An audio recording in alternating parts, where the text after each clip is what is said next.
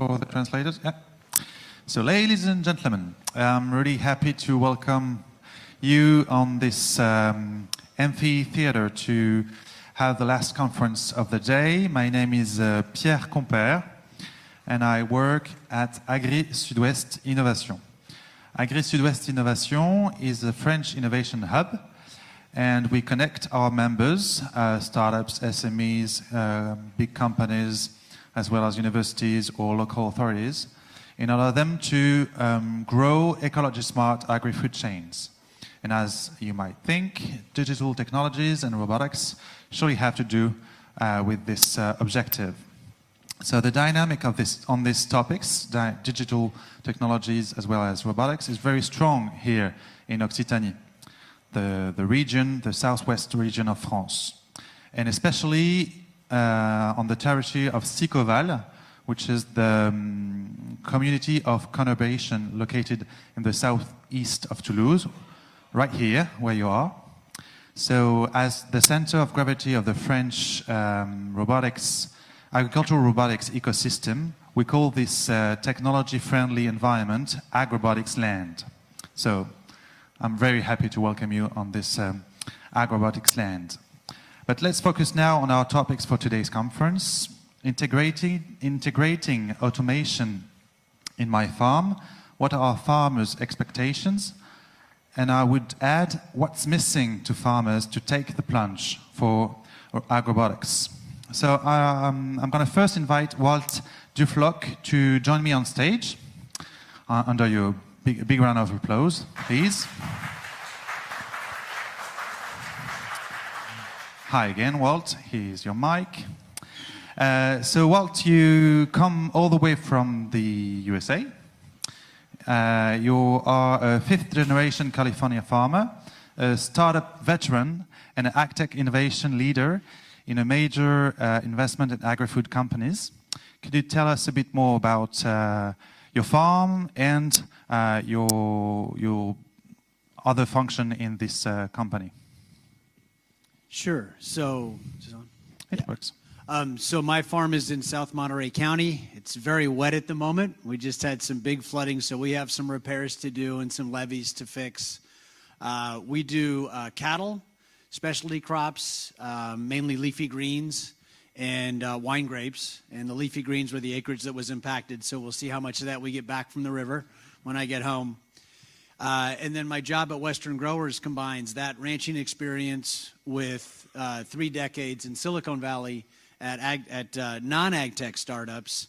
And then the last few years I helped build up the Thrive Accelerator. And at Western Growers, my main charter is to help solve the labor problem with automation solutions and to help solve the chemistry pressure on using less chemicals with biological solutions. So like you are an input dealer, we could say that, or you put into the market inputs and digital solutions to farmers. Is that correct? So Western Growers is a trade group. Yeah. We work with the growers. My job is to find the startups with the clever solutions, make sure they're tested, tell the stories, write the case studies, and then share that with our membership. Okay. So that when they have new solutions and they're ready, we let them know. So a big partner for some of the people here in we would love to have some conversations. So have a seat. Thank you very much.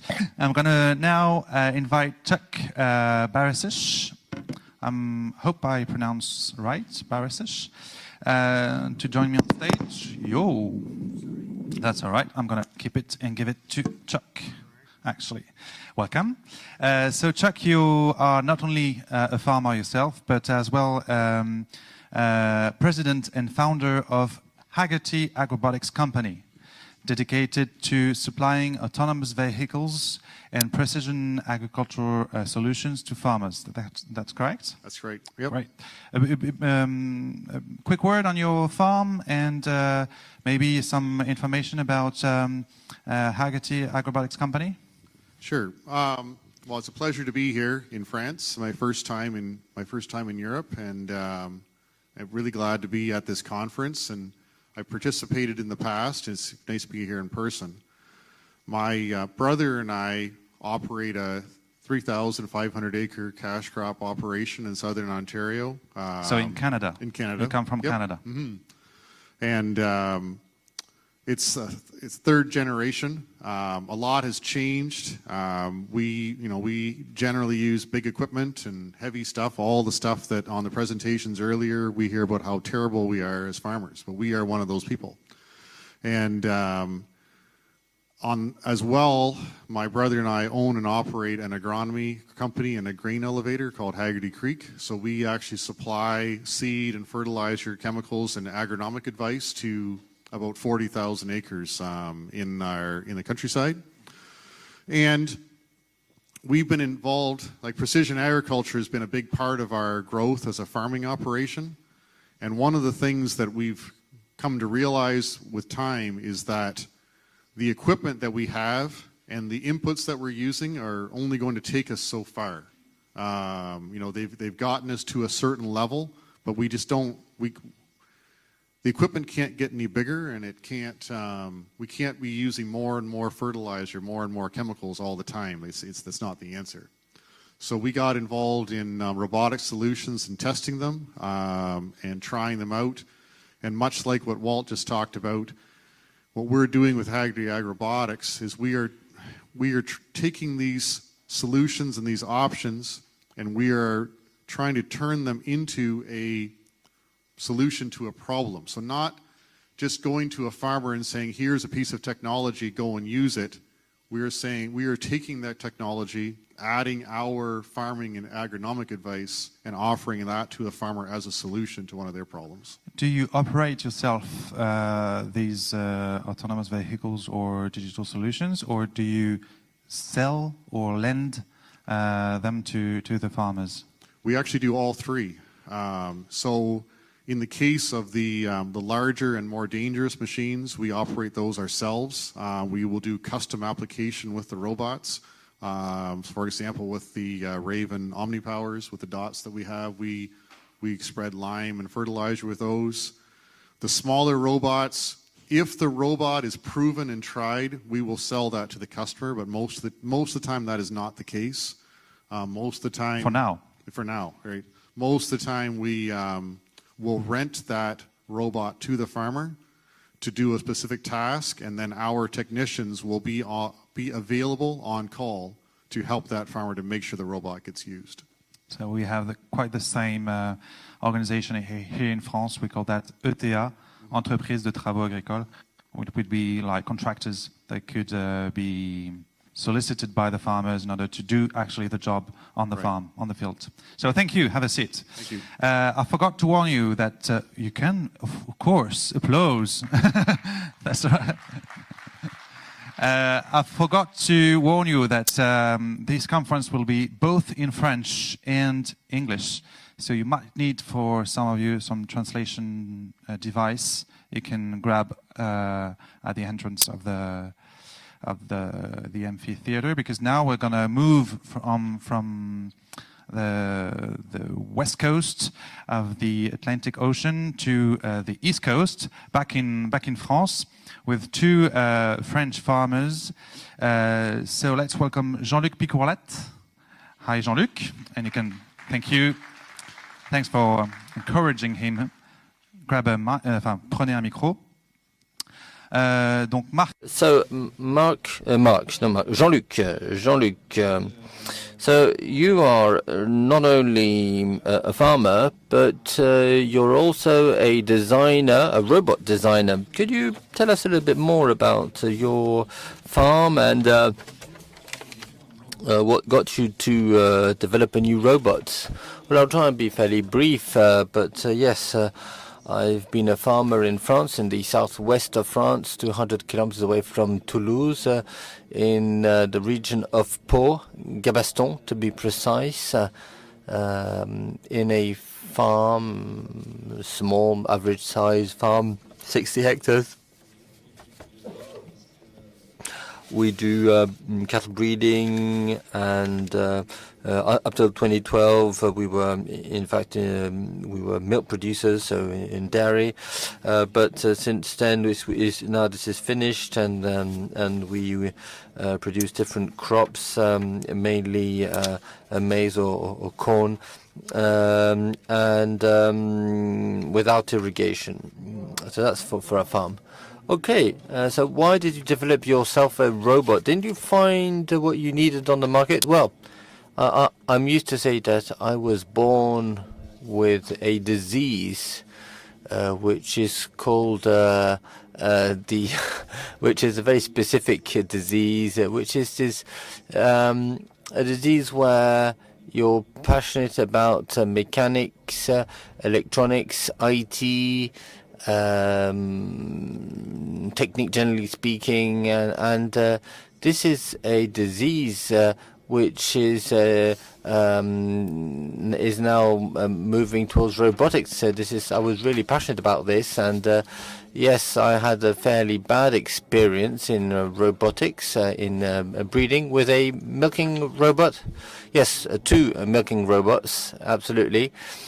And, well, maybe this is not the topic of the day, but we could discuss this. But if a technique comes out too fast, maybe it was a bit premature at the time, or it wasn't adjusted to our farm, or maybe it was my fault. Maybe we weren't adapted to the machine. I mean, it didn't work, and but I recovered, and I'd say.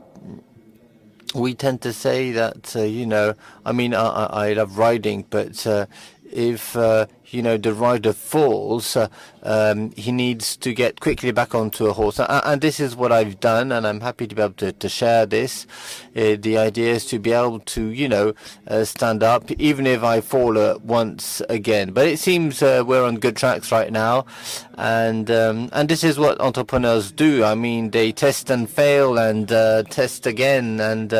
And so your robot is coming out. No. In 2012, we stopped, milk production, and I spent some time on a second activity, which is IT and electronic development. And so this brand, SOFTIVERT, and so we generate regulation of systems for precision farming, tractor guiding, mainly regulations for sewing machines, and we work with a certain number of clients, and from there this led us to developing robotics. And what's the name of the robot? The robot is called Softy Rover, and you can see it out there. This is the first time we're presenting it at the FIRA. This is the first time we're here, and I hope it won't be the last. Well, thank you very much, and I think you deserve very clearly an applaud for this great introduction. And now, Florent Georges, could you please join us on the stage? Please encourage him. So, Florent is a farmer. He works with a Cuma. We're going to tell you what this is, but it's thanks to him that part of the demo took place today, thanks to this, and I believe he deserves a very big hand just because of that. So, Florent, maybe a few words about your farm, and maybe a few words about Cumas. What are these Cumas? Because this is a French specificity, and I'm sure our colleagues here will be very much interested. Well, I work on a family farm, 150 farms of grains. We've been certified organic since 2016. We developed some time ago seeds. So we do seeds, and we tried to use technology, and now we have self-guided tractors with a certain number of tools with active guiding, thanks to cameras mainly. So this is what we do on our farm. We're based in the Hautes-Pyrénées in Castelnau-Magnoc, with a farm which is with 100% irrigation, and we have something like 3 employees. And I'm also an animator at the Gers Cuma. A Cuma is a cooperative where equipment is shared. So basically it's farmers who work together and who buy machines together to use them. the idea is to optimize the cost of mechanization, and we realize that of course everyone's background, everything is positive for everyone in order to try and techniques, you know, of robotics today and different techniques. And so these are groups of farmers that we try to support for different projects they may have. So these are these are groups of farmers, and they mutualize resources, whether mechanical resources, equipment, or immaterial resources, with a lot of knowledge sharing. And this is one of the motors, and this is what gets a farmer to join a cooperative. So yes, it's sometimes difficult to see, but some 10 years ago, direct sowing was exploded, and because of soil erosion. And it is true that to be several, I mean, you go faster and you avoid making too big mistakes. And so that's why, yes, we from this point of view, it is quite positive. And then mutualization of employees is also good in order to be able to be more consistent in our work. So okay, good. So you've organized a certain number of demos today, and the regional federation of the Cumas has also organized a certain number of tests and robot demos with quantitative studies, new technico-economic references that were elaborated. Maybe you can also tell us about this experience of yours. So please take a chair. Back to English, and let's start a discussion fueled by your on-field experience. So the question will be for all four, and you can react to the first answers. The first question would be, what main benefits do you get from the operational use of robots on your farm, or on the farm you operate, or on the farm you're in contact with? Who's first? Chuck? Sure, I don't mind going first, I guess. So I think the first thing I would want to define is what a robot actually is. And there's a lot of robotics in farming that sometimes we don't even think of. So in our farming operation, we have when we dry all of the corn that comes in, like all of the maize that comes in to our elevator, and it's about we talk in bushels. So I apologize for not being. I know I'm from Canada. I should know the metric system, but we live too close to the United States, unfortunately. So we dry about 1.5 million bushels of corn, and 5 years ago that involved 2 people on a shift watching corn dry, essentially, and running the corn dryer all night long. So one of our first real robots was an automated corn drying system that dries the corn all by itself. So it monitors the moisture of the corn coming in. It sets the dryer to whatever it needs to be run at. Corn comes out at a target moisture and goes to the bin that we tell it to. And if there's any kinds of problems, it sends us a text message. We can monitor it remotely. And so starting 3 years ago, we no longer required a night shift, and we are able to reduce our labor count by almost 2 people. And that reduction wasn't by choice. Those 2 people still work for Haggerty. They just work during the daytime hours, not at night. And so they're actually much more valuable to us working from 7 in the morning until 6 o'clock at night than they are working at 3 o'clock in the morning. So we've added a lot of value to that person's wage, and that's where we see the first benefit from a robotic system. It doesn't work? Okay, I'm gonna. What about you? Well, okay. Same type of advantages. Sure. So I would say for specialty crops, the fruits, nuts, and veg, labor is often the biggest cost component for that crop type.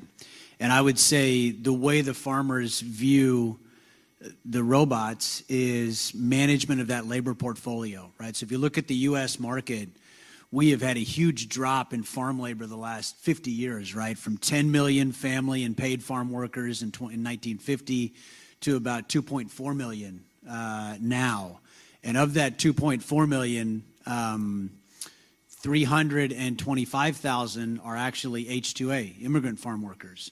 So we've had a massive drop in family farm workers as family farms got sold. We had a massive drop in hired farm workers because the younger generation did not want the job. It's difficult work, and they've chosen to do other things. Work at the mall, work at fast food, work other things. And so the growth in immigrant labor has driven costs up because you're responsible for housing and transport of that labor. That's pushed the cost structure up significantly for California, especially crop farmers. So they view the robots that do things like weeding, thinning, planting, harvesting, and spraying as a way to offset the gap in labor that's already there and help them manage the labor they do have better. So that's the main advantage, is just helping to mitigate against that cost and to mitigate against the labor shortfall that we have. Jean-Luc ou Florent, vous avez la même expérience? Do you have the same experience, Jean-Luc and Florent, this difficulty in finding labor? And beyond this capacity to call upon qualified labor, are there consequences in the work organization, more flexibility, more resilient thanks to robotics? Or maybe are there other constraints that come with these new equipments?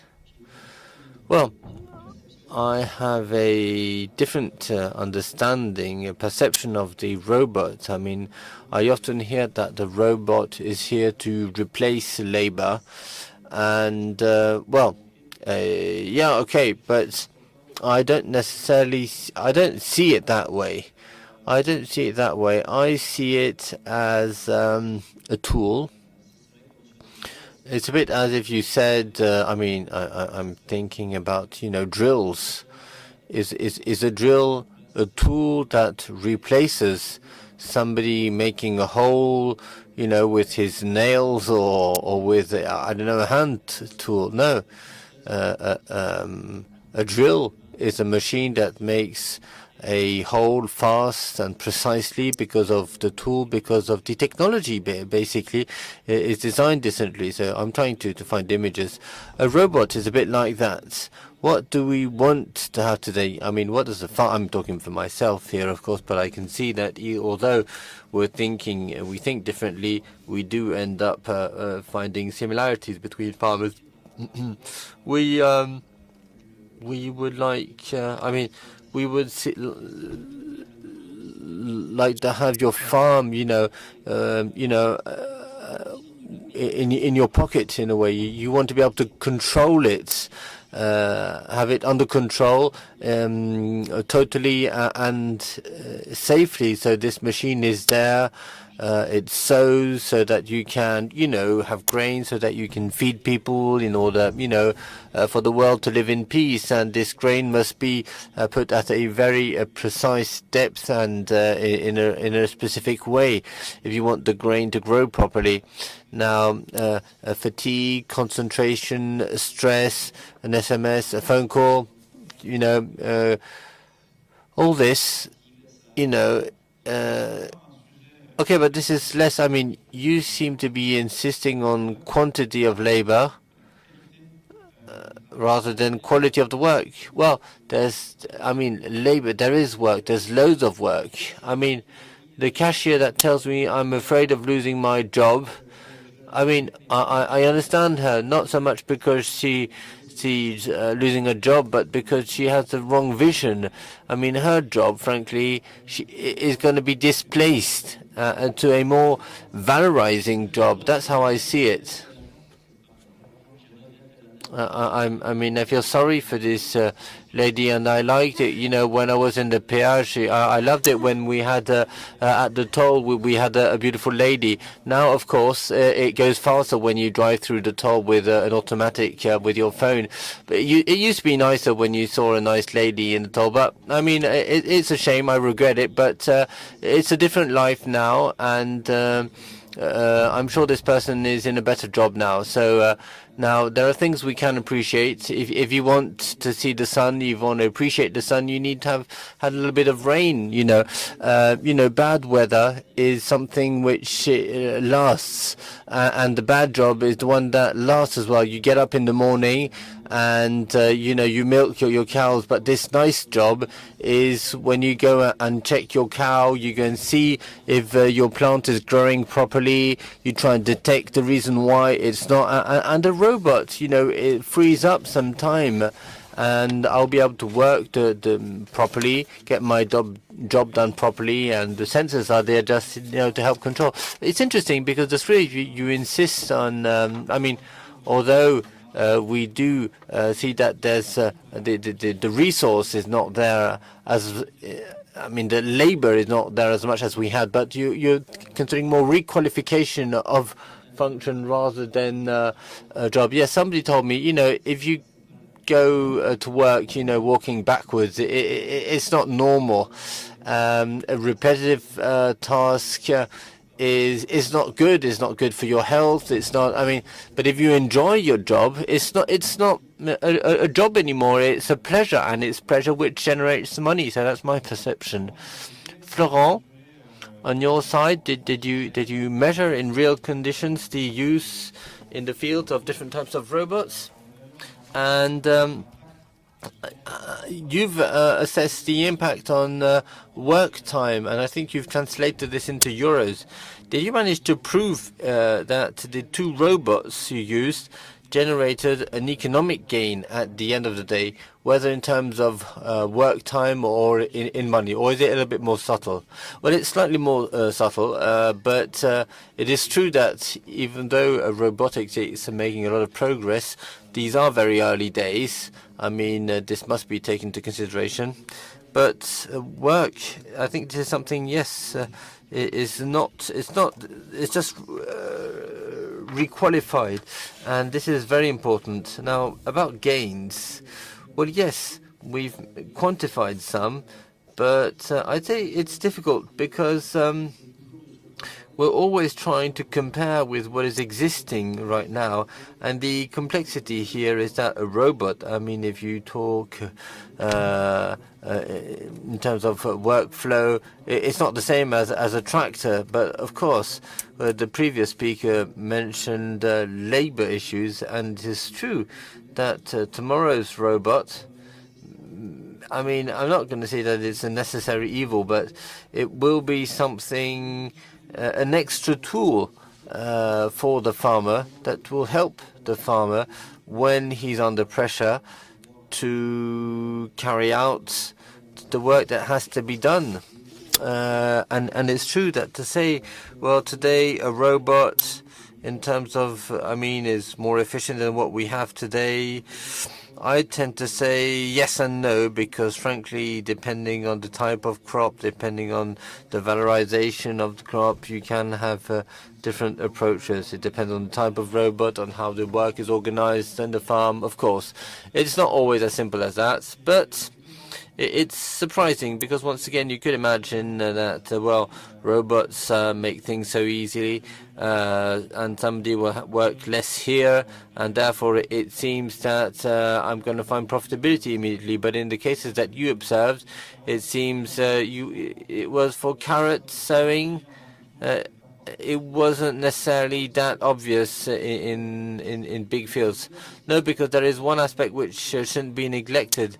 It is not necessarily easy to control these devices. Now, the farmers who are thinking about how they will be integrating a robot in their farm tomorrow are used to, are tech savvy, of course, and this is not so much a problem for them, but they're not starting from scratch. But tomorrow, for somebody who is not used to that, there is going to be a learning curve, which will be time-consuming, and time is money. To be anticipated. Yeah, on this topic. I wanted just to build on a point. I think the labor piece is complicated because traditionally farmers don't value their own labor. And so that labor cost is being done for free.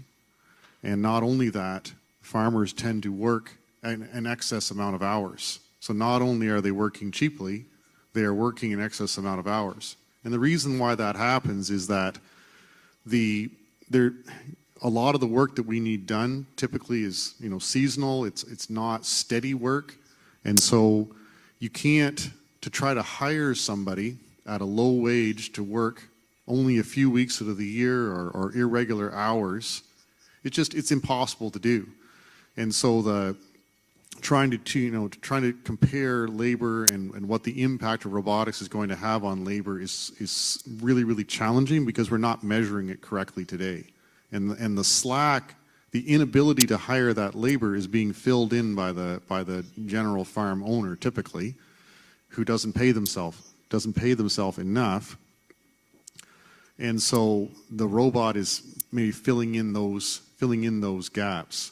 And what that really points to is that the farmer, and I can't remember your name already, but it doesn't. The farmer ends up not being able to complete all the tasks maybe as they should.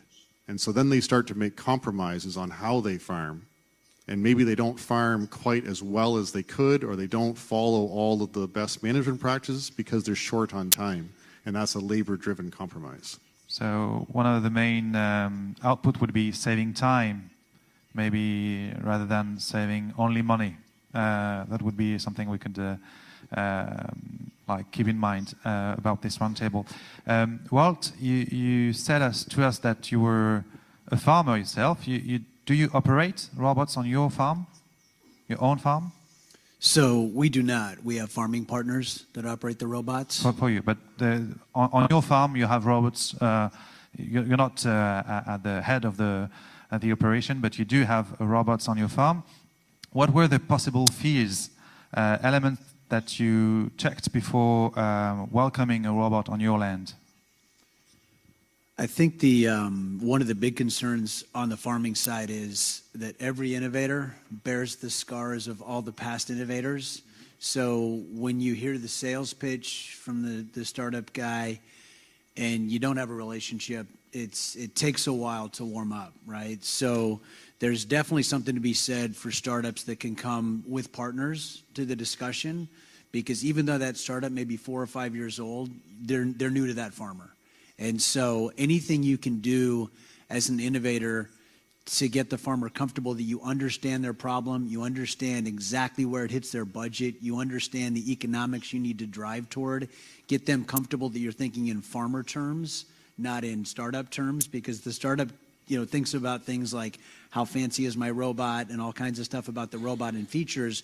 The farmer cares about, can it do the job? What is the math on the robot? And if it breaks down on a Saturday afternoon and I need it before Monday, who's going to come out and fix it?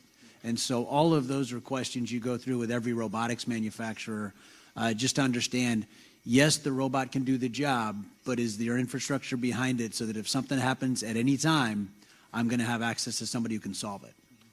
Et Florent, j'imagine que c'est justement ce que peut apporter une Cuma. And Florent, that's exactly what a Cuma can give to you, to really give you the first level of help and assistance before you can go to the provider if there's a main problem, a huge problem. Yes, absolutely. We're here. I'm not being too proud here, but really we are trying to foresee everything that has to do with organization, because it's really conventional material. If it's used in associations, in partnerships, you need to really make sure things are done properly. And then we talk about the economic side, and there again we're trying to integrate some data so that there is profitability, saying that everyone will have robots to plow and do some seedlings, some classical crops. I'm not sure about it. As a matter of fact, for a profitability point of view, from this point of view, it's the farmer who is speaking here, but really for added value crops, we're trying to optimize really the purchase and investment for robots. So here we are really keen from producers to have partnerships in order to really test the robots on site, in the fields. The test we have run with Agroéquipement company in 3 days we had lots of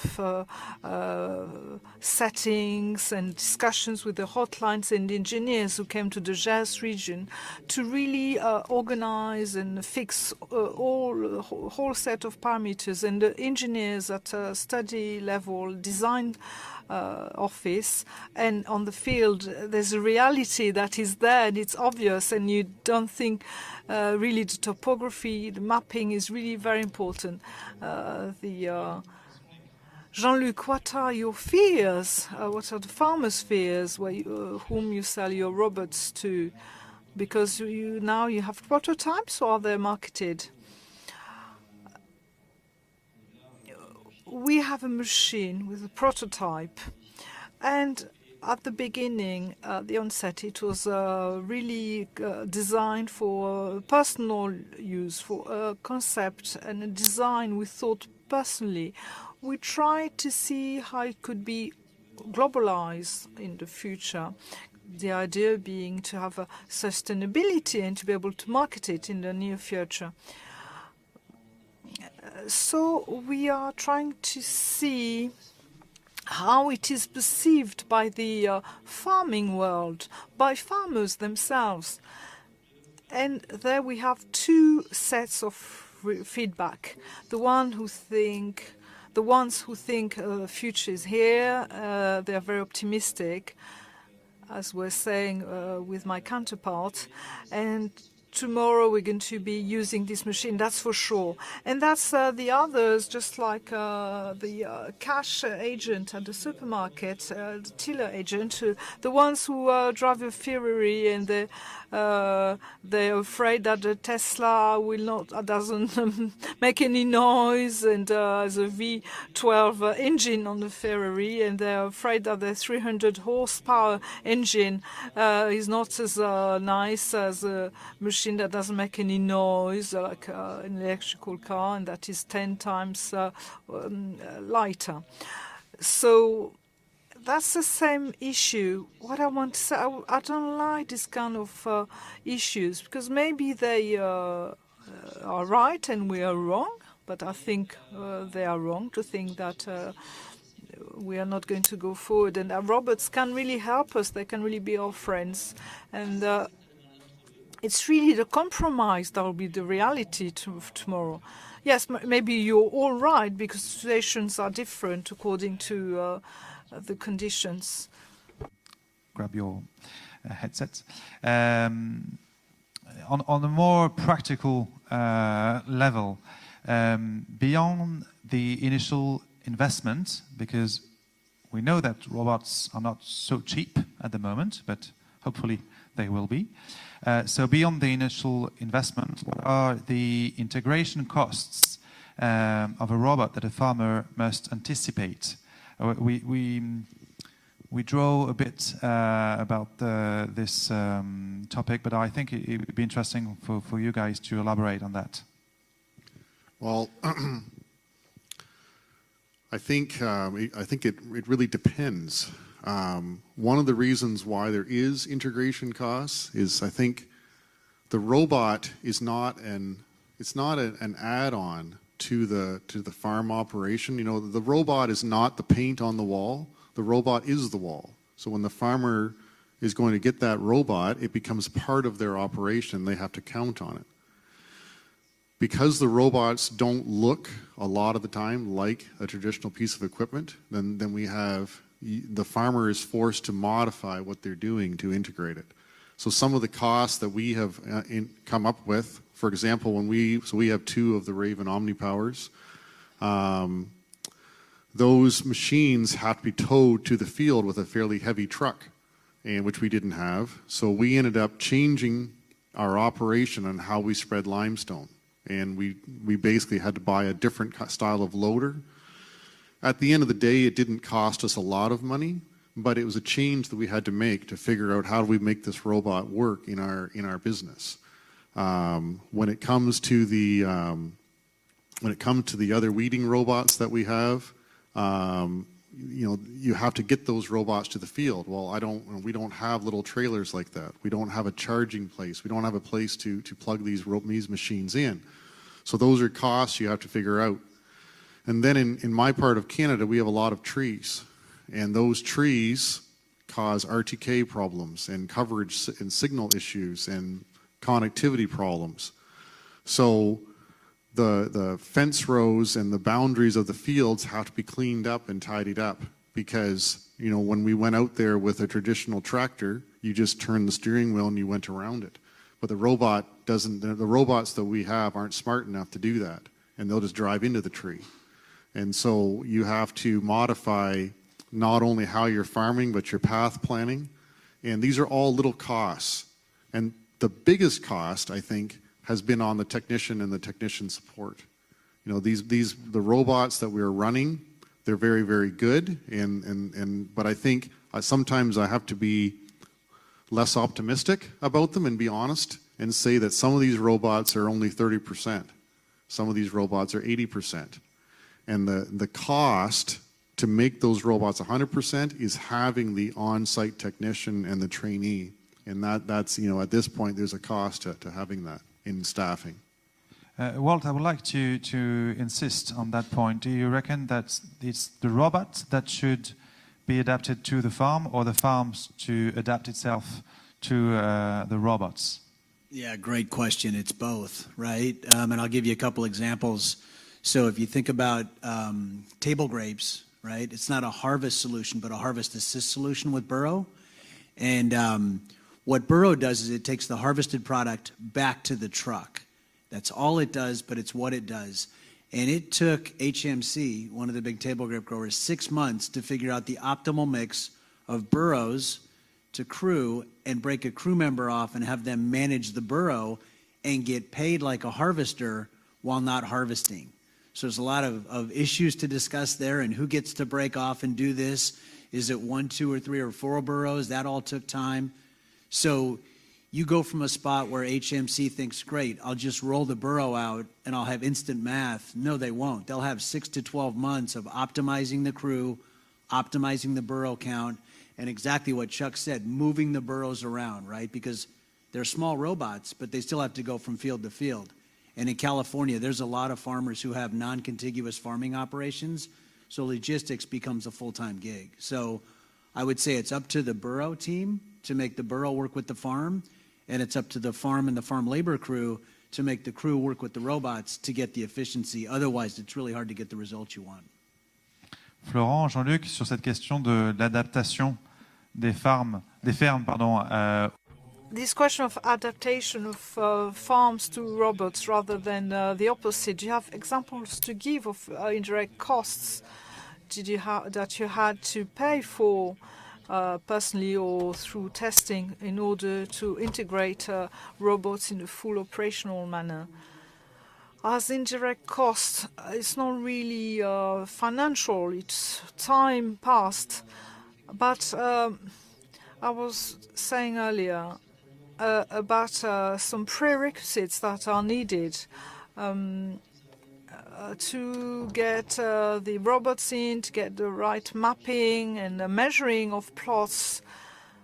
I think that's really important. You can have a great farmer with technology. If he's in a mountain zone and a white zone, I think it won't work for him with the robot. So all this, I think, like Jean-Luc, you need to push things a bit and be a bit optimistic. Having said that, things have been said and looked at as they are, and it's not really an utopia. It's not that robots are not going to be there 24 hours a day, 7 days a week. I think it's difficult to really grasp all this today. Some people have wonderful implements today with auto guidance and self-guided robots, and they can really see things. They can see things getting better for them. We're talking here about really full field exterior farming. We're not talking about indoor farming where integration of robots can be done much easier because the environment is much easier to control. And for cattle breeding, we have seen that robots has developed itself a lot quicker. Yes, for example, for cattle breeding, there's a different parameter.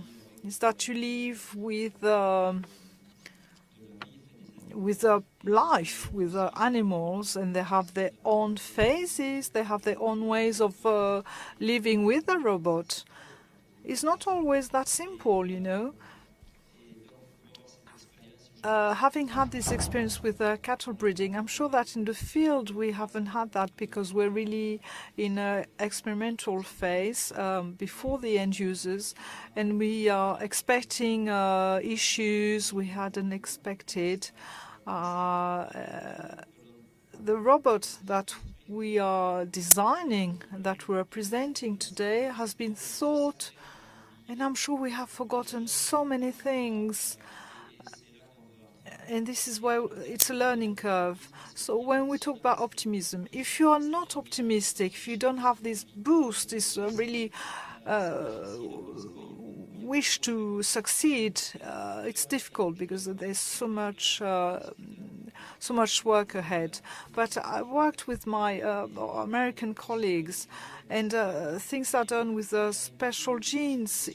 Really, the robot is really has his feet on the ground. It's really down to earth, as Christophe Aubé is saying. The issue of the farmer, but he has to have the heads in the clouds to think of tomorrow, to keep a future optimistic vision.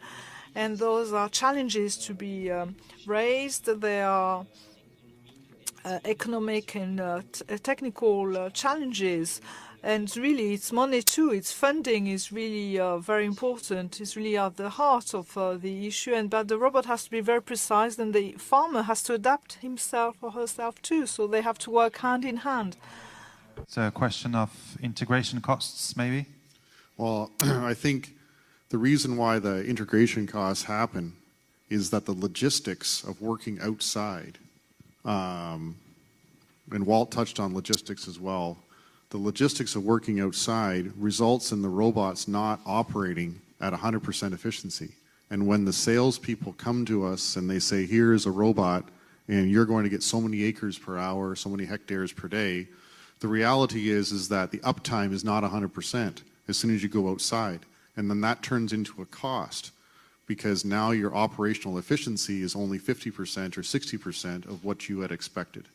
And with a tractor, for example, maybe you can drive a little bit fast, maybe you can do something, but with a robot, there's no overcoming the inherent limitation of that robot that was given to you. And that becomes a hidden cost to the adopter that is almost impossible to measure. Yes, thanks for these inputs. Maybe let's move on to the questions from the audience. And the first question, please introduce yourself just before. Hello, I'm a PhD student in robotics. I'm also coming from a family of farmers. And my question is, in 50 years from now, what will the farm look like for you? Like how many robots or how many humans? So what will be a farm in the future in 15 years? Maybe Walt, to start with? Yeah, you're up. Wow, 50 years. 15 or 50? 50. 50, yeah. 50, no, oh yeah. It's a good question. I would like to think that a lot of the key functionality for specialty crops would be more automated. We're seeing good progress in weeding robots in terms of fundraising and making the math work.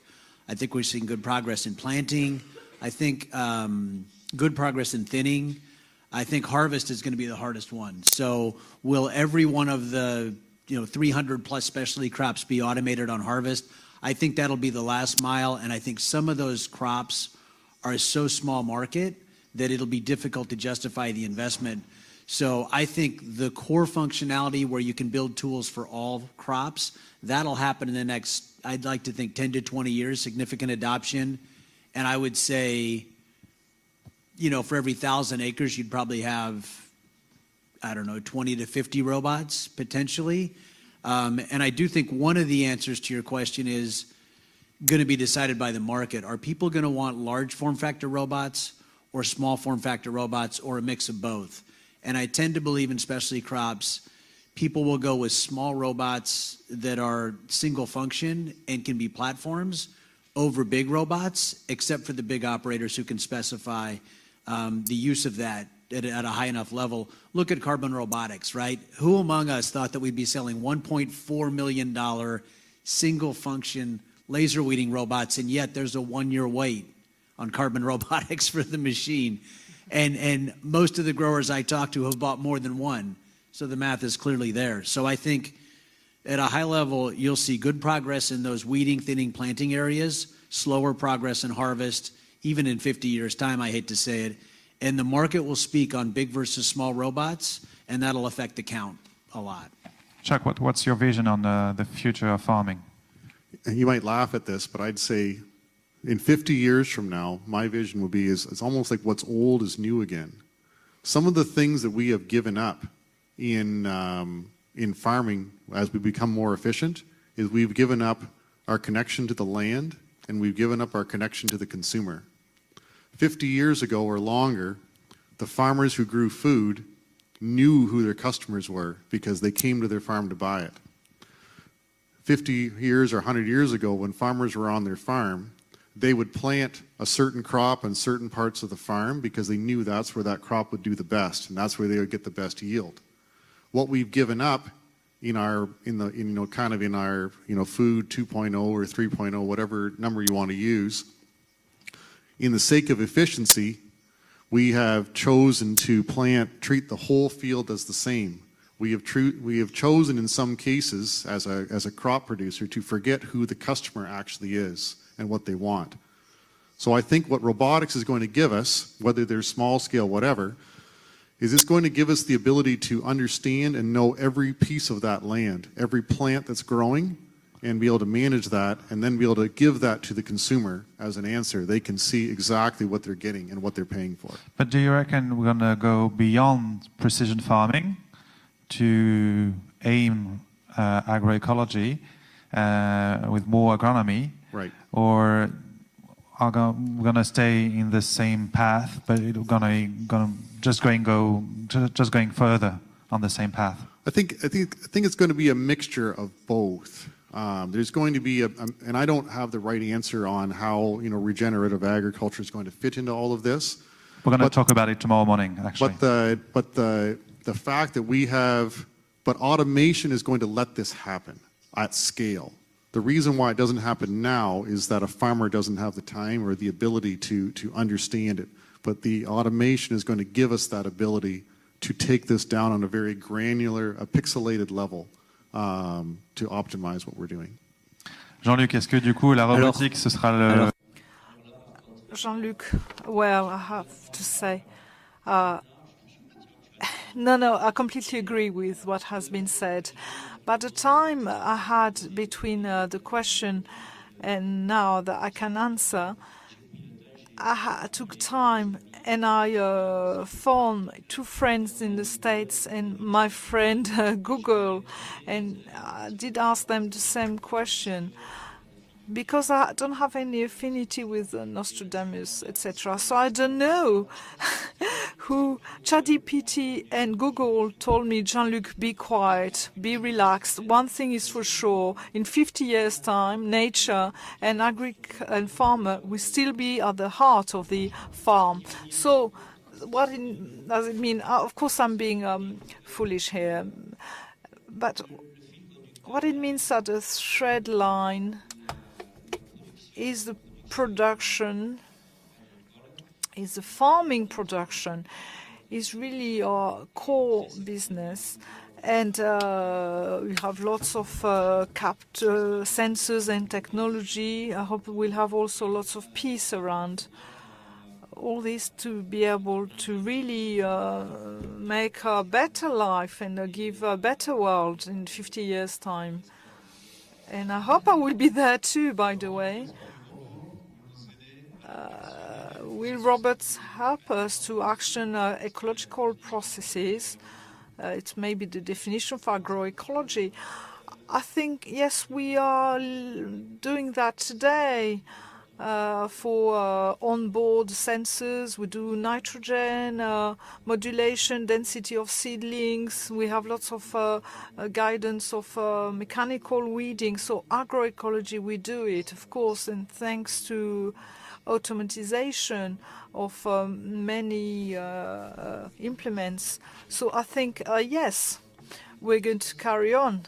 And to go back to what Jean-Luc was saying, and our American colleagues said it too, I think that is really mindset to say that the farmer will not always be the prescriptor of what the robot does, but we are going there.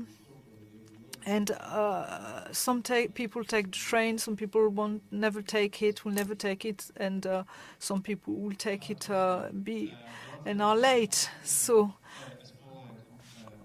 Walt, you want to add something? To add one thing to it, I think if you think about what the robots enable, however many there are, the entrepreneurs I get excited to talk to these days are the ones who imagine a world where data from the farming side becomes free and you have massive amounts of it. And what can you do once data becomes free? So I think the analytics and data tools coming out in the next 5 to 10 years are going to be super exciting. And from a business model perspective, I'll throw this out to the entrepreneurs and grab me for a drink afterwards. I think that the farmers recognize the value of the data they have. I bet everyone up here does. And I think you will have an opportunity where co-ops of farmers can either form themselves or form with an entrepreneur to aggregate that data and offer it as a service to other folks for multiple reasons. And I think those services get very interesting very fast, right? So what could you do with 100 farmers worth of data on strawberries, right? What could you do with 100 farmers worth of data on lettuce? You could do some really interesting things. And my question is, are the farmers going to figure it out and build the IP and a channel to market themselves, or will entrepreneurs try and get in the middle of that? And I can't wait to watch. I think that's a great ending word if you're okay with me, or you'd like to add something, but otherwise, yeah, Chuck, maybe another last quick word. And I think I agree with that, and I think what that leads to, and this is one of my hopes, is that it leads to some predictive ability. You know, I think the solution the farmers are looking for is that predictive piece. So let's hope that they'll work together to do it themselves. Florent, un petit mot de la fin? Oui. Yes, I think that on the robotic aspect, there is one element with rules and regulations, and I was talking to manufacturers today. I think we are lacking a bit of lobbying so that things can be more practical. If tomorrow we're just a farmer or a cattle farmer of some cattle, we just have somebody, we need to have a human presence to check and surveillance, and so make things go forward and go faster. But technology is ready, farmers I think are ready too, so we need to have a cohesion now between technology and rules and regulations that is a bit lagging behind, I would say. Jean-Luc. Yes, I was thinking I'll have the concluding words. I have to I have a very important message to say at this roundtable. Whilst building up this robot, whilst designing it, some friends have had work accidents, friends who really loved their work as farmers, who are trying to go live through it thanks to mechanisms that allow them to really, they think they are disabled because they have had an accident or a disease. And I'm thinking that a robot could help them really to carry on their lives and their passion as farmers and giving them the feeling to doing it as well as a person who wouldn't be disabled, normal. And I'm thinking about equality. We talk a lot about men-women equality, even if they do a lot. Well, it wasn't very well respected here on the round table, I must say. Yes, but robotics actually helps that because we don't think about it. So there, you could have a wonderful idea, a wish and a need, and thanks to robotics, you could really do it in a homogeneous way. So thank you. Of you for sharing your experience. Thank you for your attention, and yes, a big round of applause for those guys. Thank you.